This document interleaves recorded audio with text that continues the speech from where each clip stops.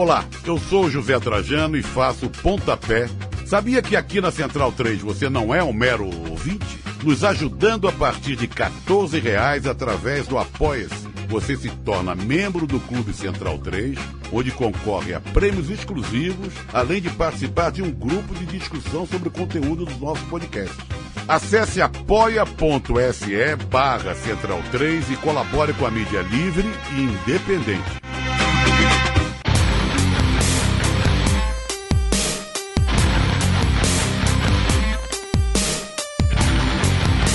Começa agora o Xadrez Verbal.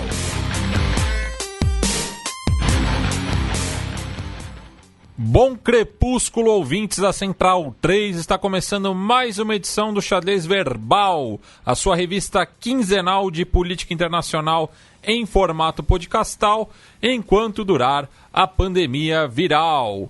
Meu nome é Matias Pinto e, como sempre, estou ao lado dele, meu amigo e companheiro Felipe Nobre Figueiredo, o homem por trás do tabuleiro.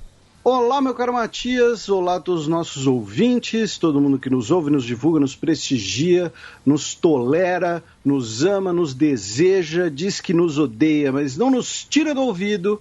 Chegando aqui, edição de número 254 do nosso podcast Xadrez Verbal.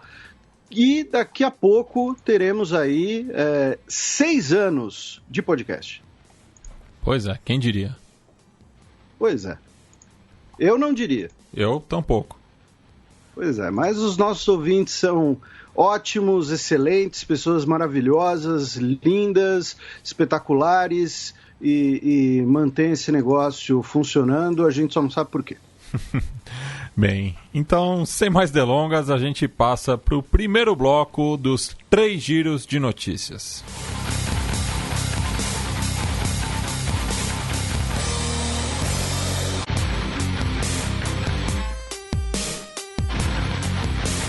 Giro de notícias.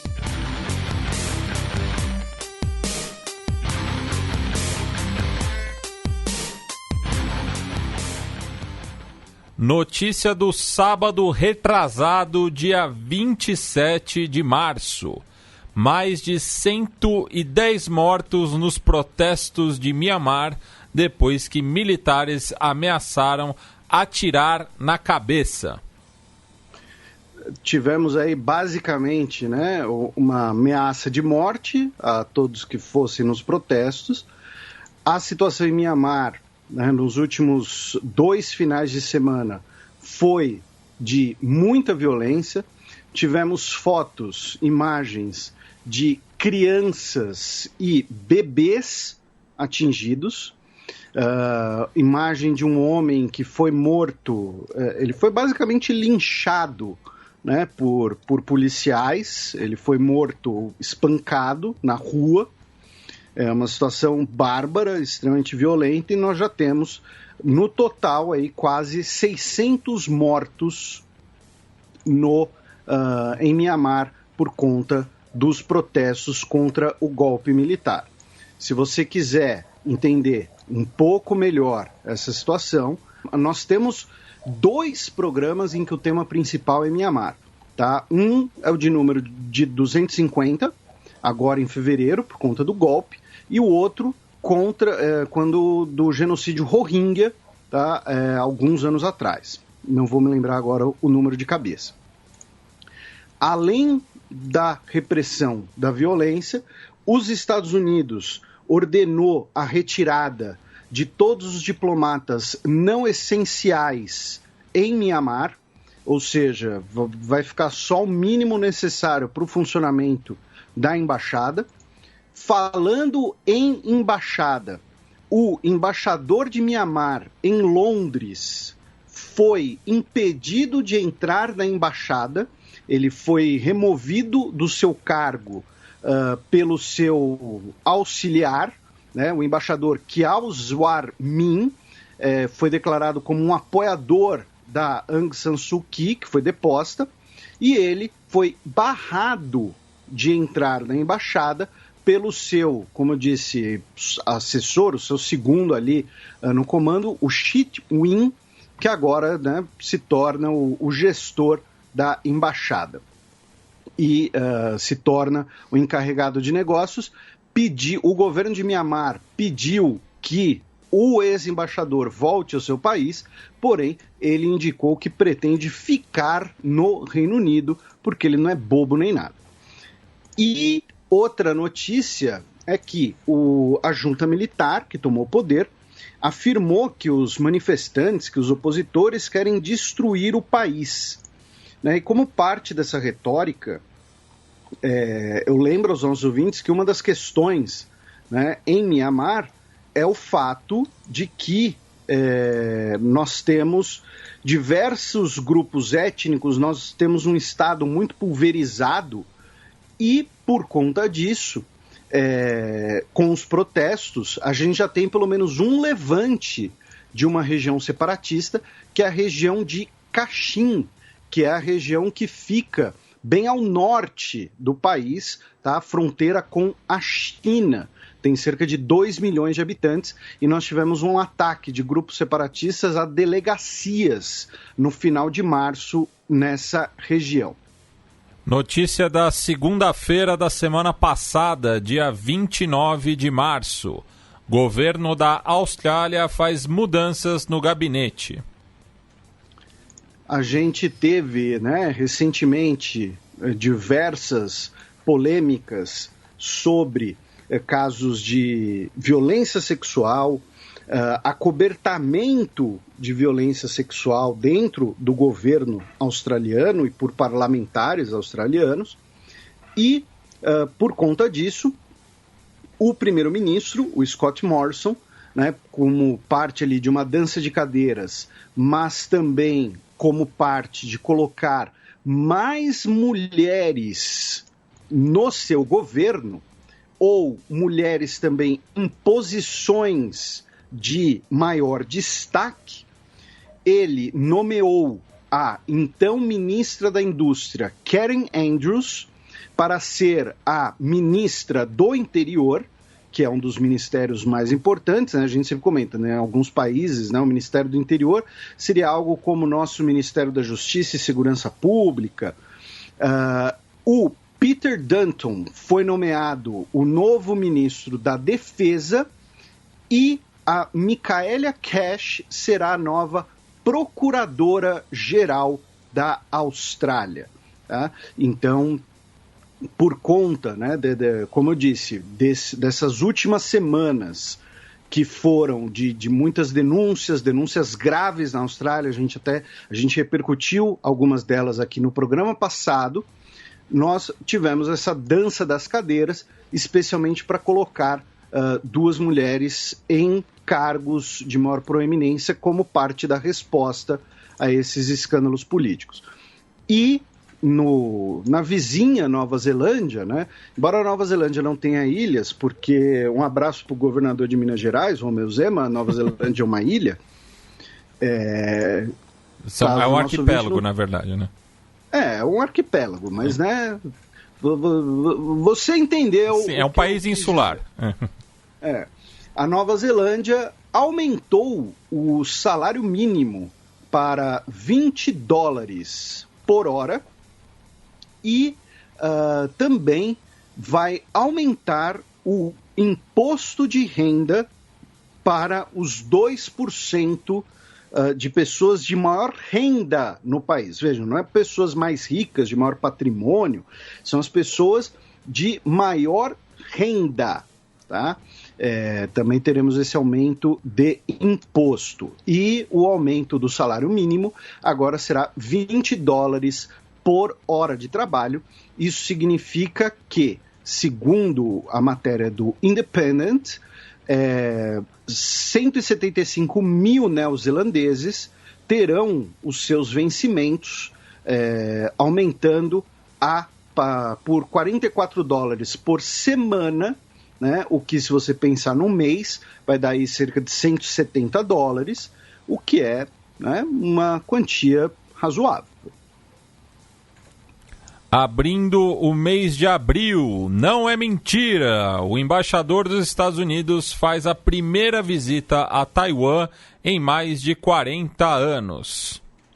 Pois é, aqui vai ser um né, uma retrospectiva ali dos eventos no Pacífico. Por quê?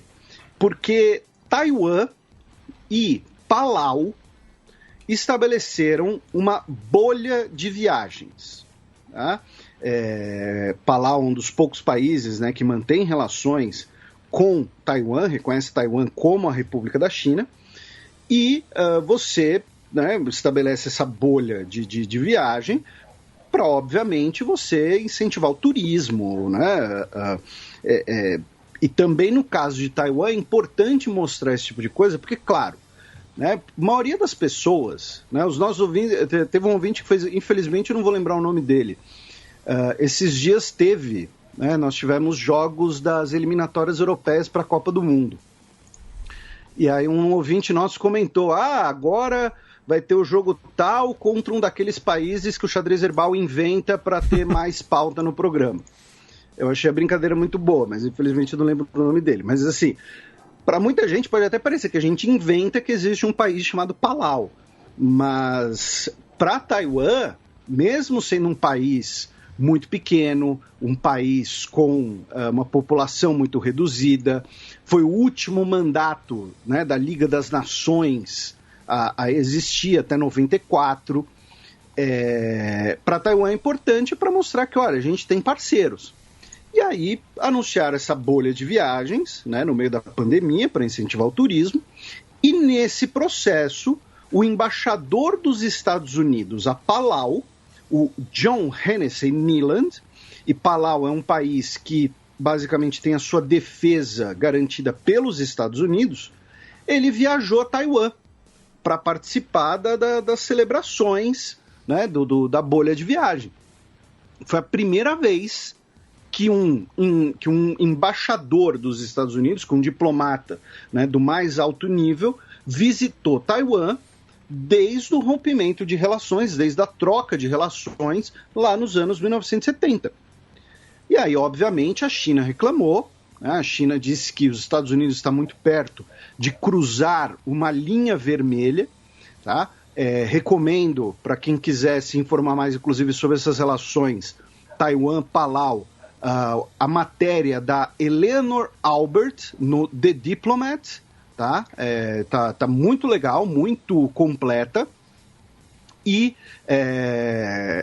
por conta disso tivemos essas reclamações num cenário que já estava, né, um pouco quente. Porque alguns dias antes, no dia 26 de março, nós tivemos o que Taiwan classificou como a maior incursão chinesa, no caso da República Popular da China, ao seu espaço aéreo, tá? Com 20 aviões da Força Aérea Chinesa tendo violado o espaço aéreo taiwanês, inclusive bombardeios de longo alcance, como o H-6, que é um projeto da década de 1950 soviético, o Tupolev 16, que a China fabricou sob licença. Depois, os Estados Unidos, e tanto os Estados Unidos quanto a China, né, começaram a realizar patrulhas marítimas, né, perto das áreas contestadas nos mares. Então, a China enviou um dos seus porta-aviões, o Liaoning, para dar um passeio ali perto do Japão. Os Estados Unidos, né, mandou o USS Theodore Roosevelt passear pelo Estreito de Malaca, né, ao sul do Mar do Sul da China, que é um dos grandes gargalos de comércio mundial. O governo de Taiwan disse que drones chineses que violassem o espaço aéreo taiwanês seriam abatidos. Só que vamos lembrar, né, porque vários dos nossos ouvintes vão falar, mas espera aí, né, se o drone, né, se um drone venezuelano invadir o espaço aéreo brasileiro, o Brasil tem o direito de abater. Só que é importante a gente lembrar que para a China continental e para a China-Taiwan, o espaço aéreo deles eles têm ideias diferentes do que são os seus espaços aéreos, né? Então, por exemplo, se Taiwan bater um drone falando ele estava no nosso espaço aéreo, Pequim certamente vai falar, não, ele estava no nosso espaço aéreo. Até porque o espaço aéreo de vocês é nosso também. Então, é uma situação muito mais complicada do que a gente pensar numa fronteira brasileira, tá? E, para a gente saindo do Estreito de Taiwan, mas ainda no Pacífico, a Coreia do Norte anunciou que não vai participar dos Jogos Olímpicos em Tóquio por conta do coronavírus, o que acaba sendo, né, um passo atrás naquela melhoria de relações, já que existia a ideia de uma delegação conjunta das duas repúblicas coreanas para os Jogos Olímpicos, né, antes da pandemia, claro. E a gente mencionou no programa passado que teríamos eleições em Seul, né, para terminar o mandato do prefeito Park Won-sun, que cometeu suicídio devido a um escândalo de assédio sexual. E o eleito foi o Oh Si-hon, do Partido Popular, que é o partido conservador sul-coreano. A questão é que ele venceu por uma margem interessante, ele venceu com 57% dos votos. A candidata do Partido Democrático, o partido do Moon Jae-in, o partido mais de centro-esquerda, a Park Yoon-sun, ficou com 39% dos votos. E lembrando que a Coreia do Norte, daí por questões políticas, havia boicotado tanto os Jogos Olímpicos de Los Angeles em 1984, quanto os Jogos Olímpicos de Seul em 1988. E agora partindo para notícias internas dos Estados Unidos, voltamos para sexta-feira da semana passada, dia 2 de abril. Homem é morto após avançar com carro contra policiais do Congresso nos Estados Unidos. Abriu a porteira agora, né, Felipe? Pois é, aqui a gente vai falar primeiro de algumas notícias, né, mais internas nos Estados Unidos, para a gente fechar esse primeiro giro. Mas nós tivemos um homem de 25 anos chamado Noah Green, que ele avançou com o carro, né, contra a barreira de segurança do Congresso. Nisso, 2 policiais foram atropelados, um dos policiais morreu. O Noah Green saiu do veículo com uma faca e partiu para cima de outros policiais. Nisso, os policiais atiraram e ele morreu. Tá? A vítima se chamava William Evans e era da Polícia do Capitólio há 18 anos. Por conta desse evento, o Congresso dos Estados Unidos pediu pela extensão da presença da Guarda Nacional em torno do Capitólio e o criminoso terrorista. Por que eu digo barra? Porque inicialmente disseram que teria um motivo terrorista. Posteriormente, a polícia disse que ele não tinha histórico de violência e que ele teria problemas de saúde mental. Ele era um homem negro, ele disse que estava realizando aquele ataque, né, por conta dos ensinamentos do Luiz Farrakhan, que é o atual líder da Nação do Islã. Lembrando que a Nação do Islã nos Estados Unidos, né, muita gente conhece por conta do Malcolm X, né? Mas a Nação do Islã, ela é um movimento afro-americano, não tem ligação com movimentos islâmicos como, sei lá, Al-Qaeda, uma coisa assim, um movimento nacionalista negro. E ele disse que realizou esse ataque por conta desses ensinamentos. Ele se declarava um seguidor do Farrakhan.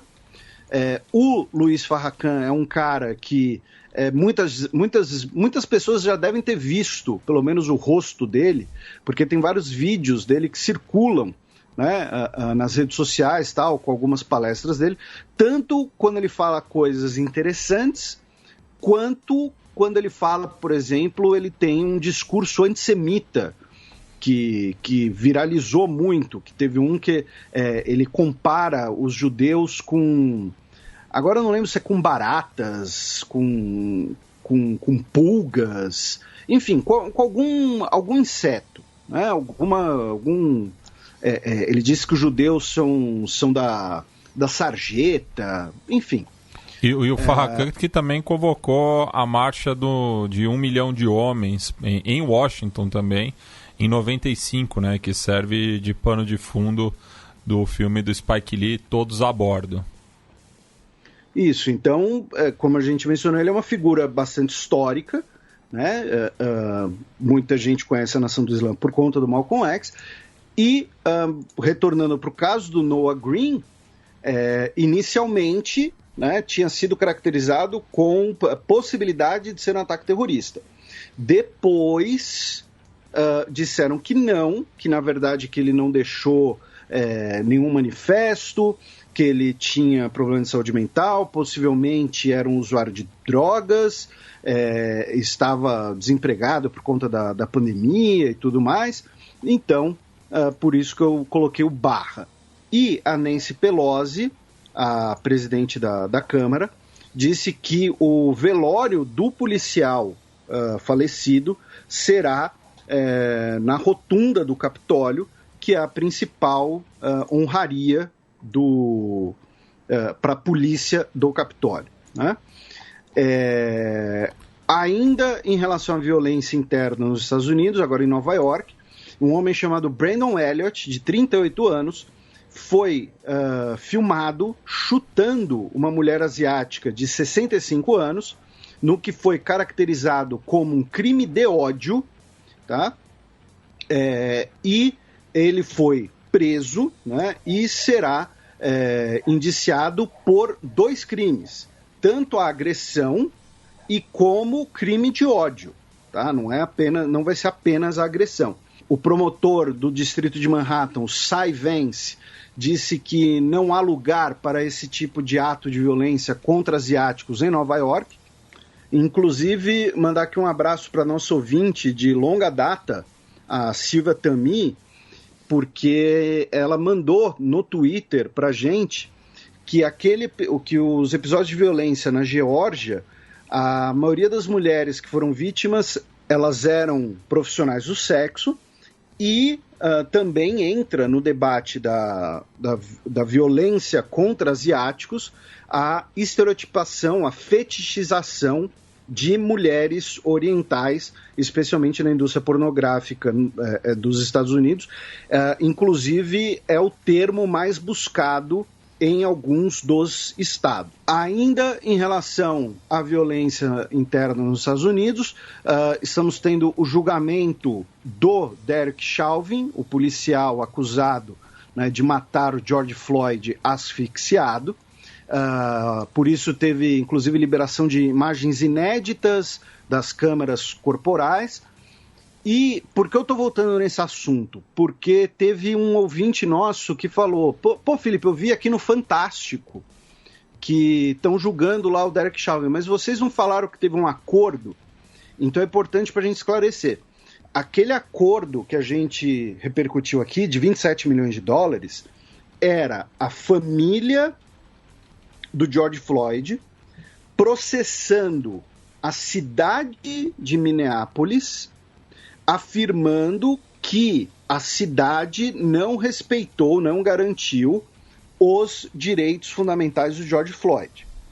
Aí, muito provavelmente, né, como o nosso querido Gustavo comentou na época, a cidade viu que, se fosse para julgamento, a cidade venceria o caso, o que teria uma repercussão muito negativa, porque iriam colocar a responsabilidade dos eventos na conduta individual do policial, não na responsabilidade estatal, e aí fizeram um acordo. Esse processo agora é o processo criminal por homicídio, tá? Então, assim, era família versus Estado. Agora é Estado processando o criminoso, tá bom? Então, só para esclarecer. O presidente Joe Biden anunciou o plano de $2 trilhões de infraestrutura. Ele também disse que esse plano tem que colaborar para reconectar as oportunidades econômicas às comunidades que sofreram injustiça racial, como pessoas negras e de origem hispânica. Eu achei muito interessante que a conta dele tweetou que internet, Wi-Fi também é infraestrutura. E é um debate muito importante, e é um debate que aqui no Brasil está muito atrasado. Né? Porque aqui, né, infraestrutura, claro, né, quando a gente pensa que nós temos 50 milhões de pessoas sem saneamento básico, é claro que quando a gente fala em infraestrutura tem que incluir o saneamento básico como uma prioridade. Mas isso também, hoje, você ter acesso à internet sem fio de qualidade, também é infraestrutura para desenvolvimento econômico. Ontem, o presidente Joe Biden anunciou uma série de ações executivas, né, para tentar conter a violência com armas de fogo, por conta dos últimos episódios, né, de massacres e tiroteios nos Estados Unidos.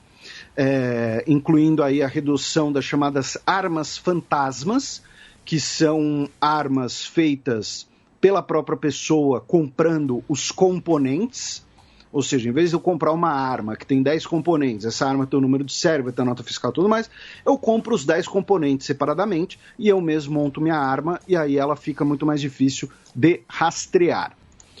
Na Flórida, temos aí um reservatório, né, de uma antiga fábrica de fosfato ao sul de Tampa, que pode vazar e contaminar a água potável das pessoas e também inundar, né, uma região residencial. Tá? Uma água que tem um monte de coisa legal nela, tipo amônia, enfim, né, uma água assim, super de boas. Novamente, o nosso querido Gustavo até ironizou, né, porque o governador praticamente falou, olha, tirando a amônia, a radiação e sei lá, e o veneno de praga, não tem problema na água. Né? Tirando isso, tá tudo bem. A Amazon, os trabalhadores da Amazon no Alabama votaram contra a ideia de criar um sindicato da Amazon. Essa notícia é de hoje, de algumas horas atrás, e ela acaba tendo uma repercussão muito grande, porque se formasse, né, o sindicato de trabalhadores da Amazon, ele rapidamente poderia se tornar um dos maiores sindicatos do mundo. Como é uma notícia de apenas algumas horas atrás, eu vou ser muito sincero, eu não li direito ainda as coisas, foi uma decisão dos próprios trabalhadores, tá, na assembleia deles, mas, repito, eu não sei, tá, direito o que aconteceu, então a gente vai ter que comentar outras oportunidades, não sei. E, finalmente, para fechar mesmo esse giro, no último programa a gente falou aqui, né, eu e o Matias, de como o estado da Geórgia estava promovendo leis que tornariam mais restritivo o voto, já que, né, esse tradicional estado republicano, nas últimas eleições, teve grande participação eleitoral da comunidade negra do estado e elegeu 2 senadores democratas, um deles, inclusive, um pastor afro-americano. E por conta da repercussão negativa dessas novas leis, que vão dificultar o voto das pessoas, a Liga de Beisebol dos Estados Unidos, a Major League Baseball, retirou o seu jogo das estrelas da cidade de Atlanta, capital da Geórgia, em protesto, e vai definir ainda uma nova sede, e que a nova sede vai ser anunciada em breve. E a Coca-Cola, né, que é outra empresa bastante importante da Geórgia, né, tanto é que conseguiu que os Jogos Olímpicos de 1996 fossem na capital do estado, justamente por essa influência frente ao Comitê Olímpico Internacional, também se posicionou contra, né, essa medida, e daí o senador Randy Paul, do estado de Kentucky, republicano, chamou por um boicote à empresa, né? Então fica aí o registro. Bem, passemos agora para a coluna aberta, no qual o Felipe dará um giro pelo Oriente Médio, ainda com as repercussões em relação ao canal de Suez, ao desfile de múmias e o suposto golpe na Jordânia.